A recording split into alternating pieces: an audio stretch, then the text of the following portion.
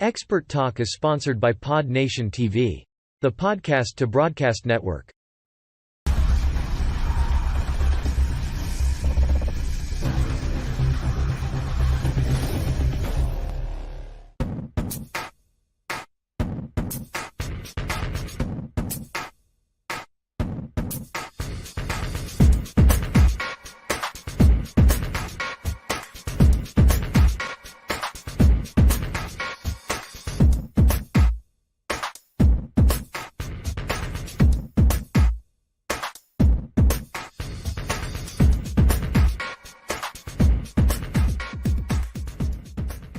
Hey everybody, welcome to the show. You know where you are, Expert Talk with me, Tigo. And you know I get excited about entrepreneurs. You know I get excited because I get to bring experts from all over the world to share their message and show you their trailblazing story. But today we have humanitarian, award-winning, motivational speaker, coach. You just have no idea. You know what? I'll be right back.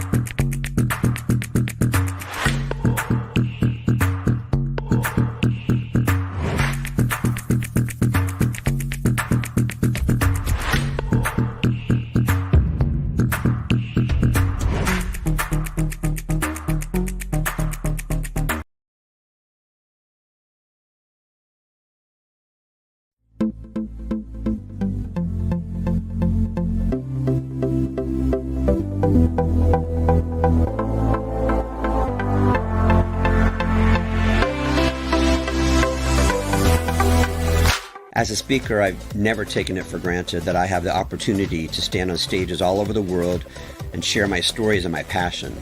For me, the best teachers and mentors are storytellers. I love telling not only my stories, but the stories of my mentors and my teachers. I think I'd be a better spokesperson for Paul Mitchell. I mean, really. This feels like a basketball. What can I say? The ball head, man. Many people have said that they think it's almost silly that someone had to write a book on the topic of being nice. But in today's world, I don't believe there's a more important message than this one. I heard it once said that hairdressers and other beauty professionals go to work every single day with the intention of having fun. Now that's the culture I want to be a part of, which is why I love being the co-founder and dean of Paul Mitchell Schools. I'm not a big reader, but I've always been attracted to successful people and their stories. So the way I've always gained that knowledge was to ask questions from my mentors and heroes. Once I decided to add a microphone to the equation, Masters was born so everyone could hear their answers. Because of my upbringing with my wonderful parents, giving back, raising money, and making a difference has always been just as important as putting money into my own pocket. We all have power and influence, and I want to be part of those attractive people who use that influence to give back.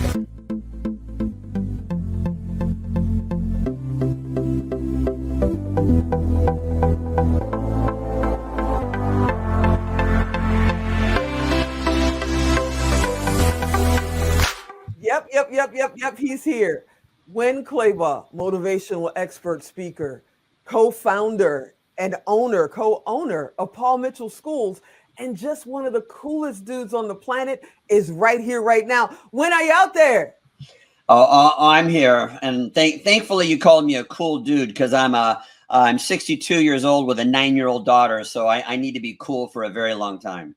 Oh yeah, you're super cool, and she's got a great dad. What a lucky little girl. I can imagine the fun you guys must have. We're going to have you back on and maybe have her as a guest. Trust me, we wanted a daughter who has a voice and who has an opinion, and guess what? We got one. So I'm sure she has a lot to say. Awesome. We've got a project coming up later this year that's all about young entrepreneurs. Maybe we should talk to her and have her as a guest. That would be fantastic. But I got to ask you, we've been working on this for a couple of months now, and we're finally here.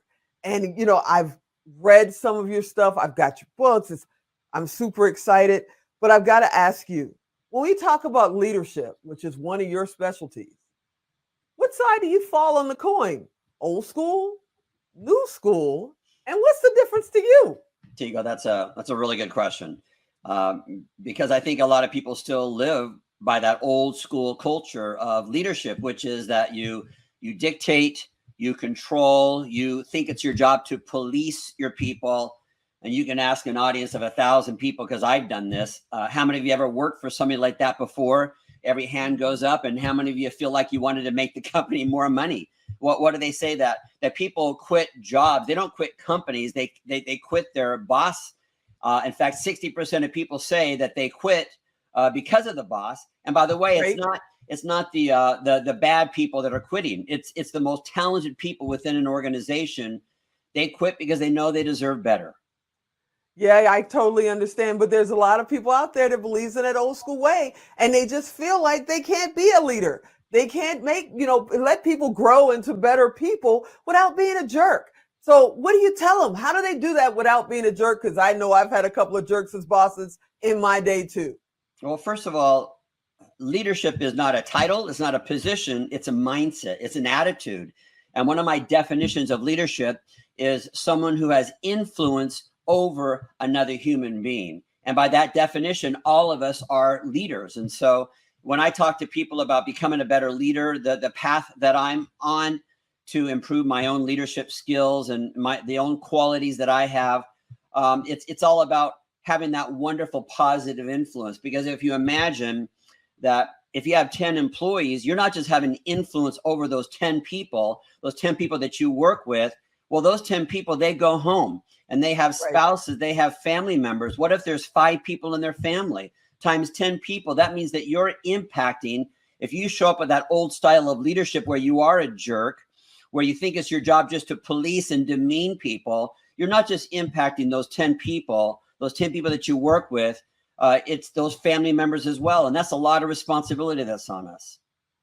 So let's talk about that, because a lot of the people that watch our show, they're entrepreneurs, and some of them, this is their second career. This is their third career. And all of us hear from motivational speakers. We hear it on television. We go to events and they say, surround yourself with the right people, get around the right mindset.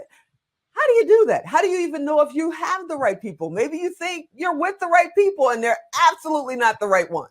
First of all, however you define success, whether it's as a parent or as a human being or financially in business, I don't know one successful person who has achieved that success all on their own. You can watch any awards show, and when they call people to the stage to accept their award, what's the speech? Is the speech, I am winning this award tonight because I am brilliant? No, it's all about gratitude. I'm standing here because of this person and this person.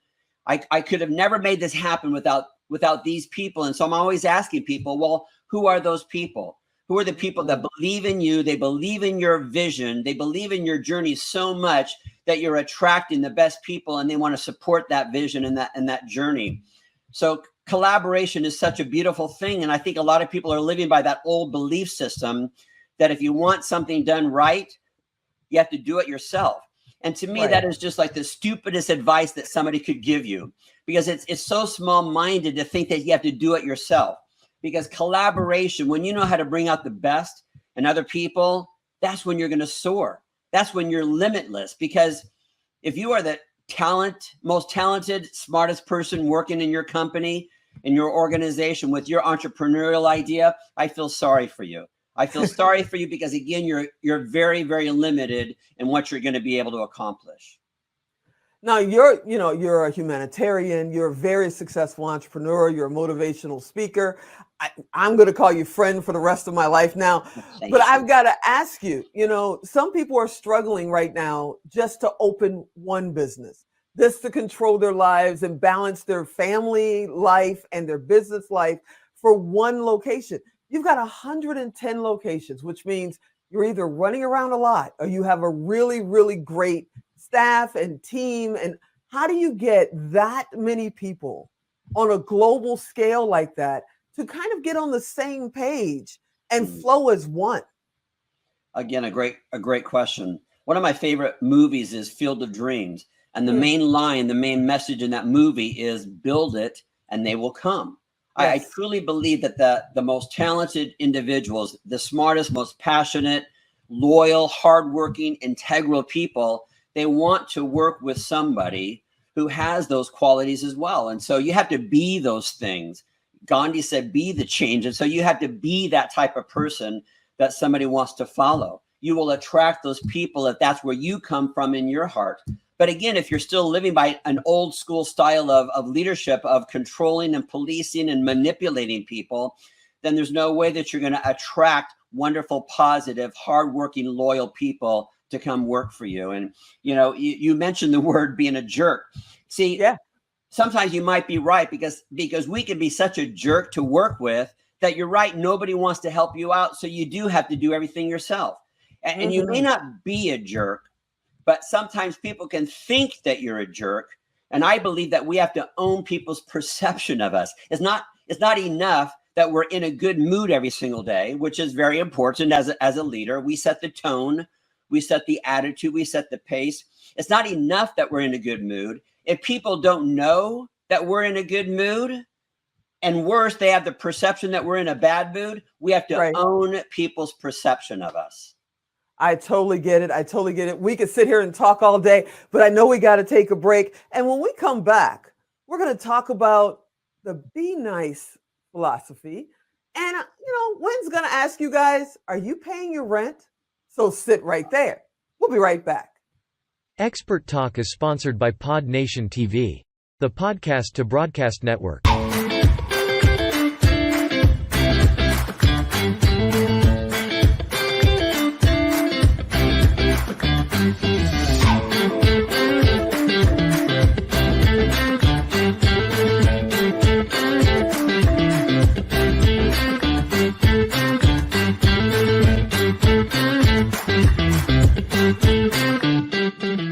Now, see, when I was a little kid, my mom and dad, especially my dad, would tell me, you be nice out there. Don't embarrass me. Remember, you're a Goss. And always remember, I could be standing right behind you. My dad's been gone for quite some years, but I still look over my shoulder when I get a little angry sometimes. Being nice is very important, but it's even more important in your business. Right, Winn? Isn't that funny why some people think, or they do believe that it's important to be nice in your relationships, to be nice in public, but then they don't think that has any place in the workplace. People have this old school idea that if you're nice at work, then people will walk all over you. Nobody will take you seriously, and that you have to be a jerk. You can't be nice in the workplace because that's not a strong leadership role. Yeah, totally. And it is very important. I believe it has to be, not only for your team, or who we call our family here at Melrose, not only for our family, but also for the people you're touching. It's, to me, it's my personal opinion. It's not about, the retail price tag, because you can get anybody to buy one time. The secret is getting them to come back, going out and tell their friends, going out and tell their other clients that it's a great place to be. The reason Winn is sitting here today is because Kelly, one of my good buddies, Kelly said, do you know Winn Claybaugh? And I said, no. And he said, oh my God, he'd be great for the show. Well, if I wasn't being nice, if I didn't respect him, if he didn't love being on the show, he wouldn't have referred Winn to me. So yeah, I totally believe if you want to grow your business, you got to be nice, and you also got to pay your rent. Right, Winn? Oh my gosh, I'm so glad that you brought that up. Especially with the times that we're in right now, when consumers have a choice as to how they spend their money and where they spend their money. And of course, people spend their money, they use their mind, they use their mind to make that decision. But I also believe that people spend with their heart. Do I like you? Do I trust you? And a big part of whether or not a customer is loyal to a company, doesn't matter the product that you're selling, the service that you're selling, a big part of that is that are you giving back? Are you making a difference? Because we can be, all of us are consumers. We consume air, we consume water, we consume trees.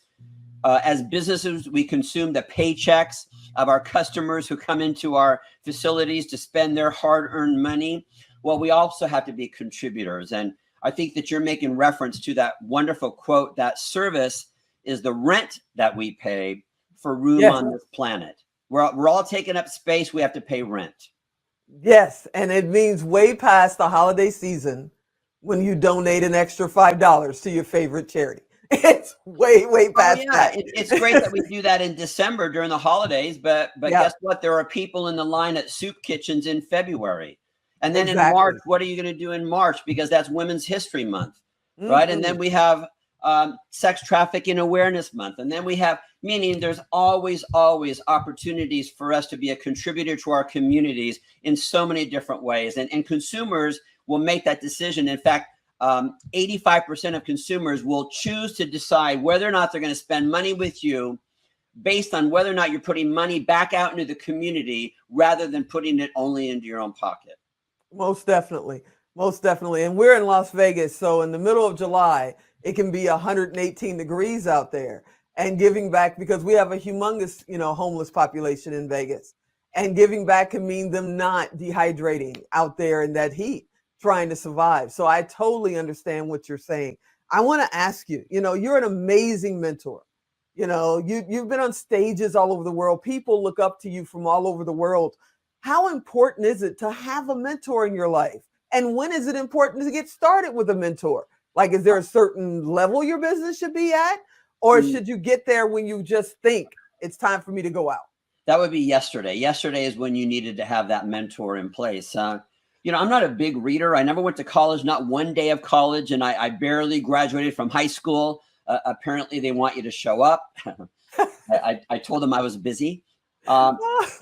So how I've always gained my knowledge and my experience as a business leader, or just as a human being, as a dad, is by asking people questions. And I call those people mentors. The people that I want to learn from are people who have had a bit of success in that area of life that I'm trying to have my own personal growth. So if it's about making money, being an entrepreneur, of course, I'm going to try to find successful business owners and entrepreneurs. I humble myself enough to become that student, and I ask people a lot of questions. And whether that's applies to being a better parent, you want to find people who are successful in that role as parents, and you humble yourself enough to become a student to those people as well. But yeah, and nowadays the opportunity, what's available through podcasts, through a show like yours, Tigo, the opportunities that are available to us right now to find wonderful, incredible mentors who have that passion for giving back and making a difference. Those opportunities are everywhere. You got to open yourself up and humble yourself enough to bring on lots and lots of mentors in all those areas of your life where you're looking for growth. So I've got to ask you, it seems like you jump out of bed and you're 100% on. I'm a humongous Zig Ziglar fan. He said, be up all the time and on when you need to be, or be on all the time and up when you need to be. What has anything ever held you back? Have you ever had a fear that stopped you in your tracks? Wow, you ask good questions. My energy, I don't even mind sharing with you that even my level of happiness does not come naturally to me. To some people, happiness and good energy comes naturally to them. To me, my whole life, even to this day, it never has. And so I've learned, again, through mentors, I've learned through being a good dad of what it takes for me to, first of all, just to be happy, because that's the greatest gift that we give to other people. Is our own self-esteem, is a gift that we give to the planet, but also just to have really good energy. Again, at 62 years old, my daughter needs a dad who is ready to go and ready to keep up with her. I'm proud to say that I've been the room parent for her classroom every single day, every single year from pre-K up until now 4th grade. Wow. Oh, by the way, out of all the room parents in the school, I'm the only dad. It's me and a bunch of moms, which makes me want to start drinking again, by the way. I'll just tell you. Yeah, I can remember my dad went to one event, and the event he went to was because he forgot his house keys and he couldn't get in the house. So he had to come to the school And, and my teacher got him and said, well, while you're here, let's go. That was the only event he went to. So I'm not surprised. And before I let you out of the hot seat, I do not want Miss Young Claybaugh to say anything to me about why I didn't ask this question. I've got to ask, how did being a dad change your life? Oh gosh. How many hours do you have? Oh, we got to The main thing is to be present, because I'll tell you, it was during the lockdown, at the beginning of the lockdown. Now, it used to be that I went off to work, my daughter went off to school. So me going off to work is when I would get my work done. Well, now we're all there together in the house. So Right. I've got to work, right, while she's doing distance learning at school. And so I'm on my phone a lot. She didn't used to see me on my phone a lot because she was gone at school. Right. And she said to me, she said at one time, she said, Daddy, you love your phone more than you love me. Ooh. And now again, I know could that took the respond and wind say, out of well, you. sweetheart, you don't understand. You don't get it. Daddy has to work. We're on a lockdown. No, I needed to own her perception of me. Her perception was that Daddy cares more about his phone than he cares about me. And so I had to take that to heart. And I learned a valuable lesson, not just with my daughter, but how many times had my employees thought of that about me, that he cares more about his phone than he cares about me. And I need to own that perception. And so that's the one thing that I've learned. I have to be present.